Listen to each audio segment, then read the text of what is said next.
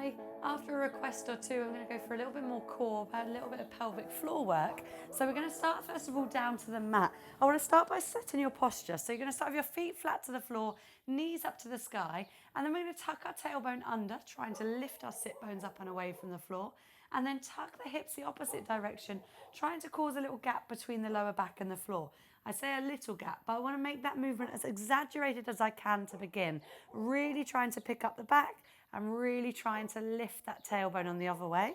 Then we're going to take a little bit of emphasis out of that tilt each time. You're going to make it smaller and smaller until you find yourself doing a tiny little tilt around the center point, and then you're going to stop and hold in the center.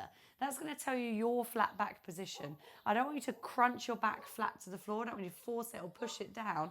Everyone's going to have a slightly different amount of gap between the lower back and the floor, but those two big exaggerated movements, finding the center for you will be your natural flat back.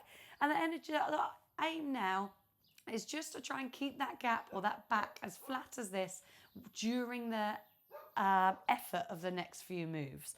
So for next few moves, we're going to start first of all, we're going to lift one knee up to 90.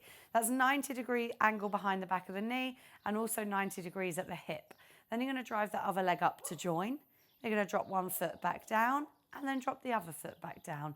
Nice and slow and controlled. You should feel it working, engaging those abs a little bit as you lift the knees when both knees are up in this position. If that feels quite strong, if that feels like enough, you're going to stay here for a few reps. Otherwise, maybe you're going to come with me, extending one toe down to the floor and driving back up. This movement is keeping a 90-degree angle in the hip and in the knee. Extend the knee away until the toe reaches down to the floor rather than just bending behind the back of the knee. If you're accidentally doing that, this is your chance to not. Drive that knee away, toe tap and bring it back. If we want to make this move a little bit harder, we could toe tap. Extend the leg long, parallel to the floor, and sweep that straight leg up to the sky, back to 90. Toe tap, extend, sweep, and down. A little bit in between those two, if that was a bit too much. If you point your toes long but a bit higher away from the floor, it's going to make this move a little bit easier. So toe, extend a little bit higher, sky and down, or perhaps that long leg parallel to the floor. Final option, if you want it, if you're still with me, toes together, extend those legs long and sweep them up to the floor.